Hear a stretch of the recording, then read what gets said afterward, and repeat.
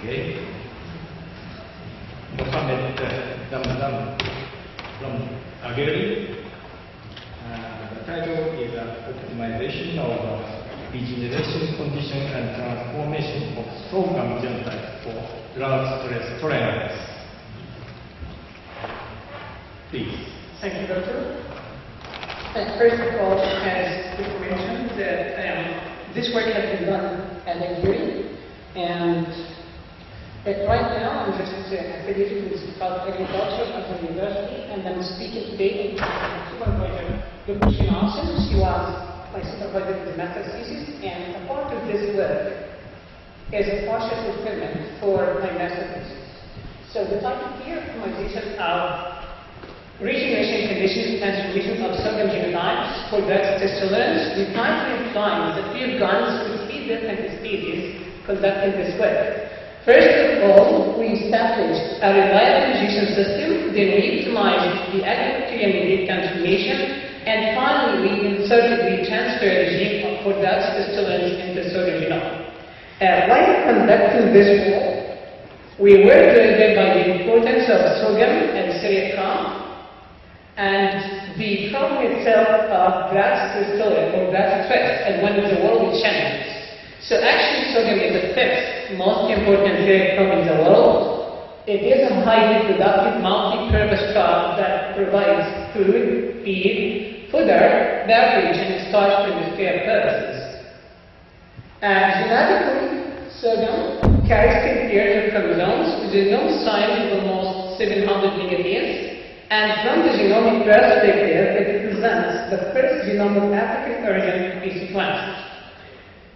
Here in Egypt, it ranks the 14th acreage as a cereal crop. Concerning the global sorghum production, Egypt comes the 12th, and it makes 1% of the global production in the rank led by the United States. But the problem is that sorghum yield and the quality of sorghum production are affected by a wide range of biotic and abiotic factors. And of course, salinity and drought are among these major factors. And currently, approximately 22% of the global agricultural land are saline. And as it was mentioned in the last session by Dr. Zamzam, that areas under that condition are expanding. To give an example of California drought. So there is always a growing interest in crops that are tolerant to abiotic stresses, and these can be obtained either through traditional feeding or genetic engineering. In sorghum, traditional feeding has mainly focused on increasing resistance to biotic and abiotic factors as well as digestibility. But as you know, it takes a long time, up to 16 years for traditional breeding to develop and recover, and at the same time it is handled by the limited gene pool. On the other hand, genetic engineering and development gene transfer technologies have markedly increased the gene pool available for plants by overcoming the barrier of sexual reproduction, by allowing the transfer of any gene to any plant and shortening the time taken to develop and recover. But the problem in cereals, and particularly in sorghum, these crops are very stubborn, very recalcitrant when it comes to tissue culture and subsequent genetic transformation. And this highlights the importance of optimizing the regeneration and the transformation conditions before targeting a particular trait through a particular gene. In this way, our gene of interest was in protein kinase 1. This gene is located upstream of the excited pathway and can induce the expression of other genes like feature proteins and straight transcriptases. Under that stress conditions, transgenic plants maintain a higher photosynthesis rate compared to the non-transgenic, which suggested that this gene might play a role in protecting plant photosynthesis machinery from dehydration damages as well as in drought stress tolerance. With this background, the following objectives were supervised study: to establish a reliable irrigation system for sorghum bicolor, to optimize the Agrobacterium-mediated transformation conditions, to develop transgenic sorghum tolerant to abiotic stress by expressing the NP1 gene, and to evaluate these changing circumstances under grassroots conditions. To conduct this work, we have investigated 10 sorghum genotypes from Central America, Zimbabwe, US, India, and of course over Egypt. And our meetings to plants were given 2 digestion periods, which were dissected after 9 to 12 days from self-elimination.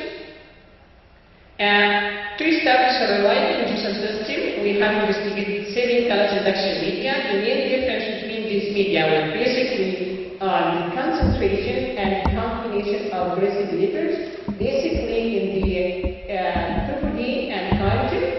As we added the data itself, we had used MS medium without vitamin, in which we supplemented modified vitamins and NH medium. For sugar reduction, we investigated 3 media, and for rooting, we tried out 2 media. In the transmission stages, we utilized the different plasmids. The first one is the TF122. This plasmid carries a bar gene as selective marker, and the NP1 and the gut gene as an important gene. And for that reason, was employed to optimize the Agrobacterium-mediated transformation conditions. The other plasmid is ITX-004. This plasmid carries a bar gene, and after the gene for Dutch storage, NP1 gene. To optimize the Agrobacterium-mediated transformation conditions, we investigated 2 different Agrobacterium strains because we are aware that transformation to Agrobacterium is just a relationship between a host and the pathogen. These 2 strains were the EHA101 and the other is the LBA4004. In the results, we found the following. First, for the regeneration system, we found that 2 of our investigated 7 color induction media, 2 of them failed to develop medical life. The results of the other 5 color induction media are presented here in this table. Here you can easily see that the genotype E and one of our 10 genotypes had the highest percentage of color induction on color induction media 3. Genotype NG3 had the highest 3% of color induction among all the 5 color induction media. Color induction media 1, 2, and 3 had the highest mean frequency of color induction among all the 10 genotypes, with no significant differences between them. Some genotypes had performed well in color induction medium 1, others performed or responded better with color induction medium 2, and the rest of the genotypes, only 2 genotypes had performed better with color induction medium 3. In general, if we go back to the color induction medium table, the main difference between color induction medium 1, 2, and 3 on one hand, and the rest of the media on the other hand, is basically in the addition of time. Here, the first 3 media lack collagen, and the rest of the media are supplemented with different concentrations of collagen. And this suggests that collagen had exerted an adverse effect on the ingredient color induction in our sorghum genotypes. Quickly, for the regeneration for sugar induction, we found out that 3 of our genotypes were not regenerable, these genotypes. And the rest of the genotypes were able to develop shoots, at least in 2 of the investigated media, with the highest percentage of almost 22% with LDF, and the other with medium R0 and R2 respectively.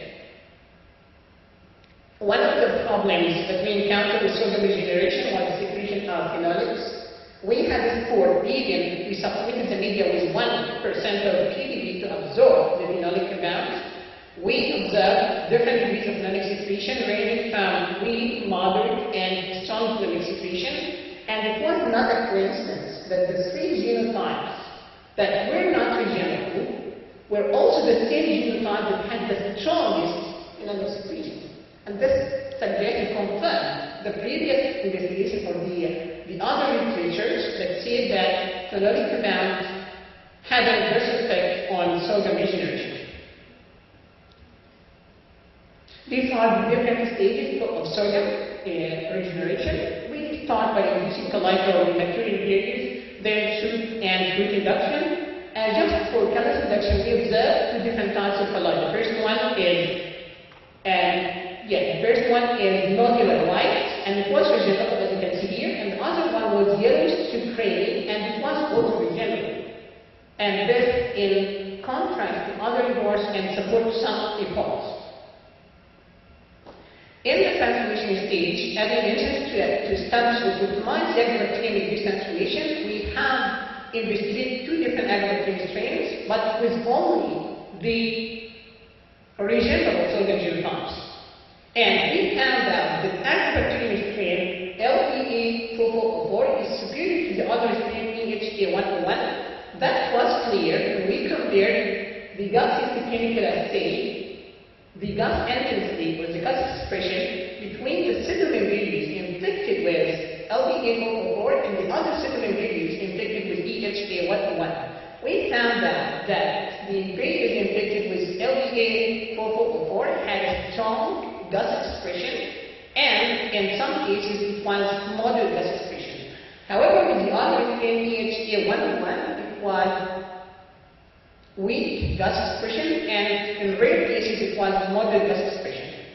And we had a transformation percentage ranging from 1.2 with LG3 to 10% with LGA.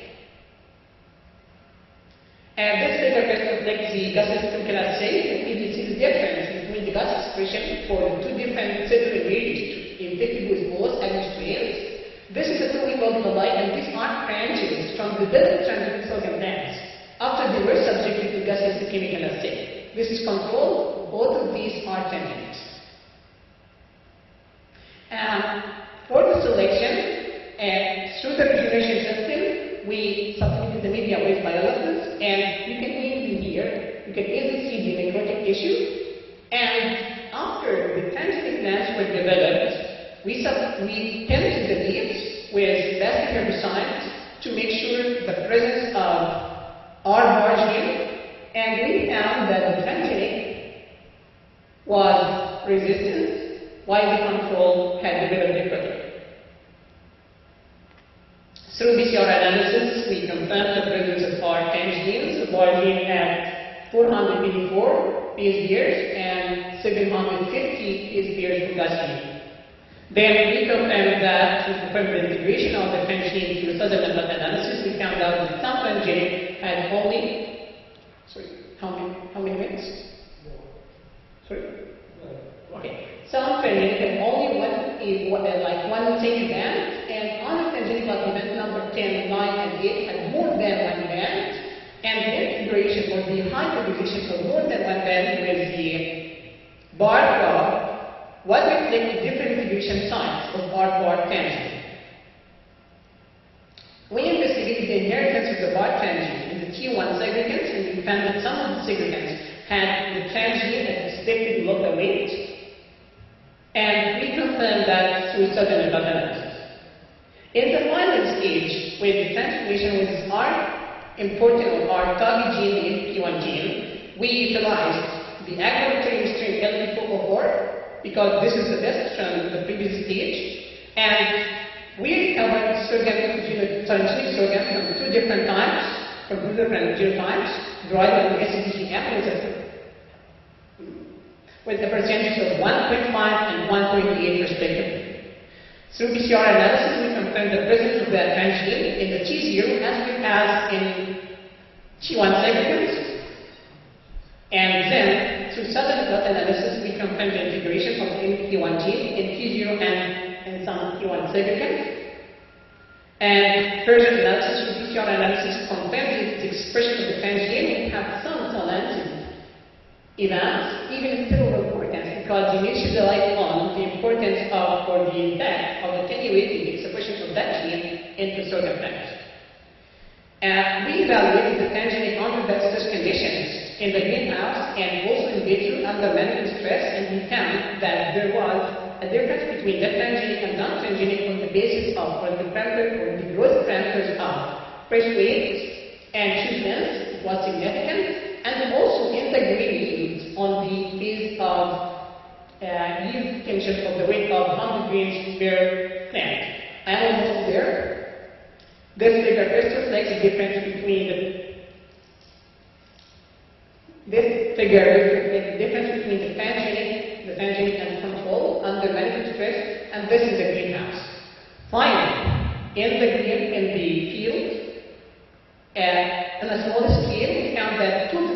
transgenic events had a higher yield potential under two different irrigation levels compared to the control, and even the drought tolerance index for one of these events was higher than for the control, and this means that the transgenic is more stable under dust condition compared to the control.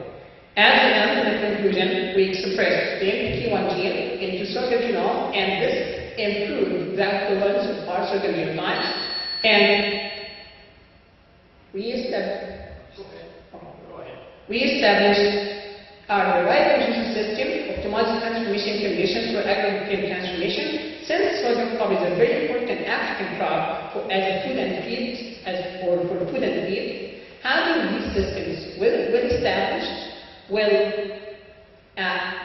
build the way for other important genes to be transferred to sorghum, like genes for phytotrification, phytostress, and other area stresses. And then I'd like to mention this work was carried out at Agrobacterium and was funded by the Science and Technology Development Fund, and the researchers will include Professor Dr. Shinam as PI in the project, from Agrobacterium Dr. Mohamed Zamzam, and from the Field and Crops Research Institute we have Professor Mohamed Aswad, Dr. Khalid Mahmoud from Chandler Research Station, and from the Department of Agriculture. This thesis was supervised by Dr. Sam Hussein and Dr. Mustafa. Thank you for your patience. Thank you very much for interesting talk. Dr. Badese.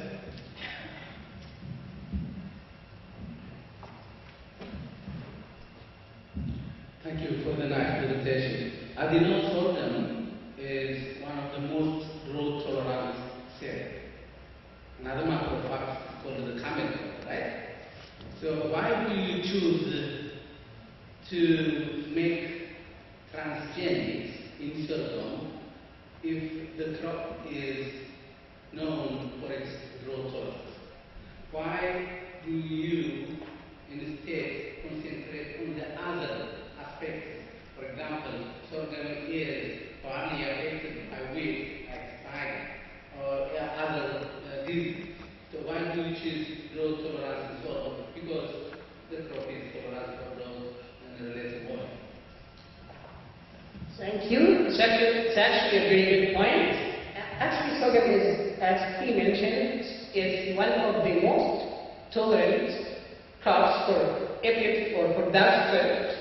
But that problem that even if it's tolerant, it can get benefits under that conditions. The yield is highly affected by drought stresses. So to improve the yield, we need to improve the drought tolerance of it. Yeah, it's tolerant, it can give yield and sufficient yield, but nothing compared to when it's grown under normal conditions. Thank you. Other questions?